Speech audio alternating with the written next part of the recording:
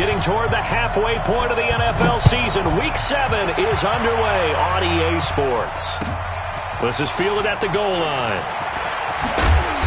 They'll bring it back to just about the 25. Call it the 24-yard line. At their own 24-yard line.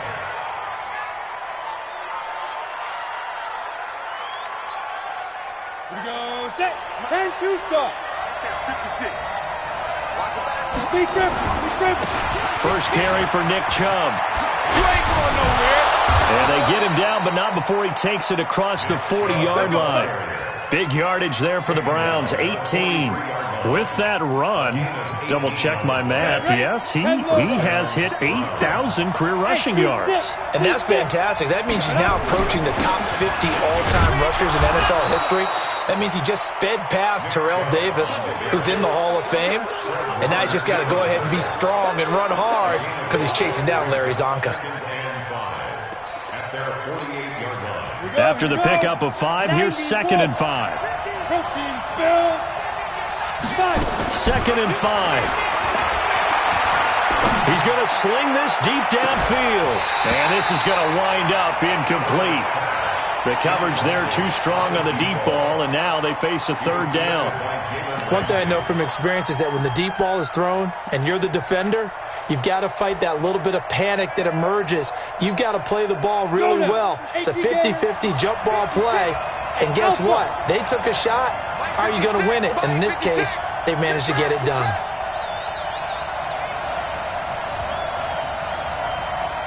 Hey, Charlie. Go. From the gun on 3rd down. Herbert will let it go deep for Beckham. And that'll wind up incomplete. Bold play call there. Now it's 4th down. But one thing's for sure, when you've got a big receiver and you trust him downfield, you got to give him opportunities to go up and get that 50-50 ball. And he is a darn good big receiver. Unfortunately, that time didn't work out. Nice job defensively.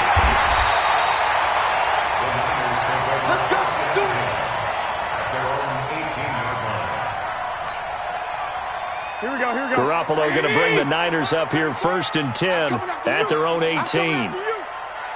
Check. 13.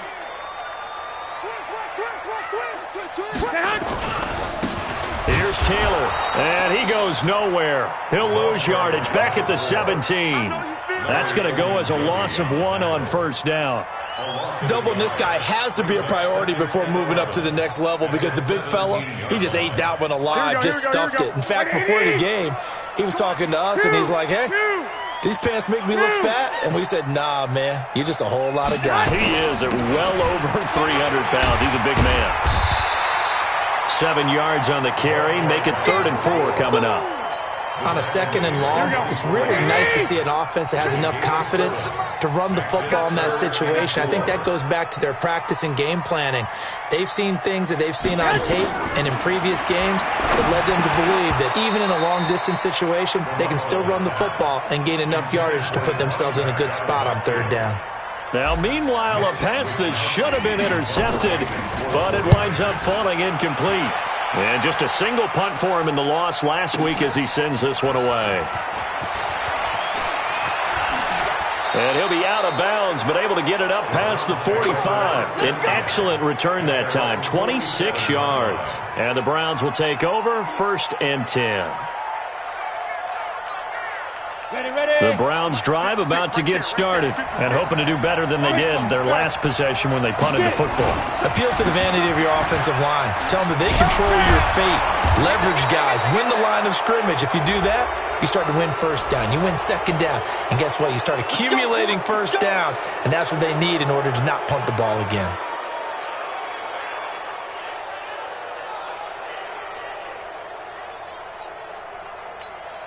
And now it's 1st and 10. A big mistake, especially when you factor in the personal foul yardage.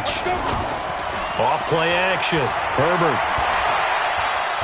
Now and he can't get rid of it. He's taken down. Defensive end gets in there that time. They were in a 4-3. What's the responsibility of the ends versus the tackles there, Charles? Well, most of the time when you talk about the ends, they're your pass rushers. They're the guys that you turn loose to try and get to the guy who's going to throw the football. The tackles, usually more of the run-stuffing variety. But the way this game is advanced, you're wanting a little bit of everything out of all of your guys. But let's just go ahead and break it down and make it simple. The guy who's the right defensive end versus a right-handed quarterback, that's the blind side. He's going after the quarterback. He's going to put him on the ground. It's a gain of 4, but they're still looking up here at a tough 3rd and 11. On any running play that's called, they're always hoping that it's going to break big and go the distance. But when you get a nice game like that, you're able to do so many things anyway. You can come back and run essentially the same play again, continue to move the ball on the ground, or you can decide to throw the ball now because usually you have the deep. And he's going to be taken down. Pressure gets there back at the 39-yard line. DeForest Buckner able to record his 5th sack of the season.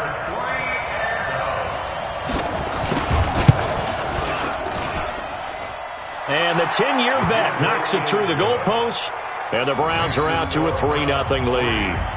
These kickers now, it used to be that a 50-plus yarder was cause for celebration, now seemingly automatic. Yeah, isn't it funny when we prepare for a game, when you look at the backgrounds of these kickers, it's interesting, isn't it, to find out they were all-state quarterbacks, receivers, defensive backs, all-state wrestlers, right? Baseball players. We're finding athletes all along, and now they're just specialists putting it through the posts. On first down, it's Taylor, and he'll be brought down. Oh, that's a face mask.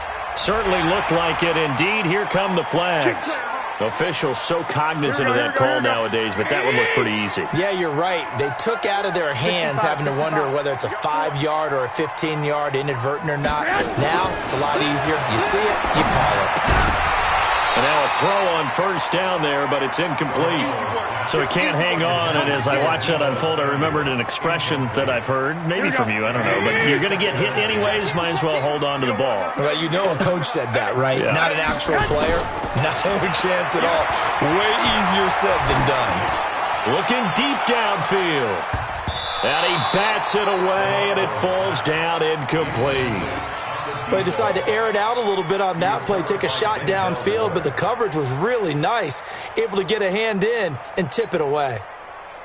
The threat of a second straight punt to start the game is looming as they come up 3rd and 10. Now a play fake. Garoppolo completes it to Samuel. And he'll go down, but not before getting this inside the 30. That's a first down with a cherry on top, 31 yards. I know we love our jobs, and pretty much any play we see, we're pretty, excited about. But big plays, let's face it, that's what we absolutely live for. How about that one? That was great, and what our camera missed was the fist pump from the sideline after that catch. They're fired out. That's a big game. So now then, the big play has them all the way inside the 30 now, 1st and 10. 21.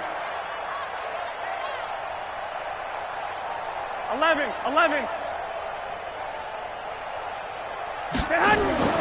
And yet again, it's Garoppolo. And it's complete.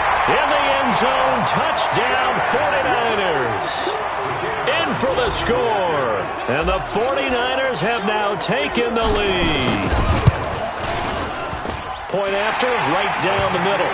And that makes it a 7-3 lead. The kickoff team on the field now as they will send this one away. And that drives coaches insane, doesn't it? When they see that happen, it just doesn't feel right, does it? Plus, you're giving up yardage. For the Browns, good starting field position as they have it 1st and 10 at the 41-yard line. Operating from the gun, Herbert. Into heavy traffic, and it's intercepted. Picked off by Quan Alexander. And a return across midfield.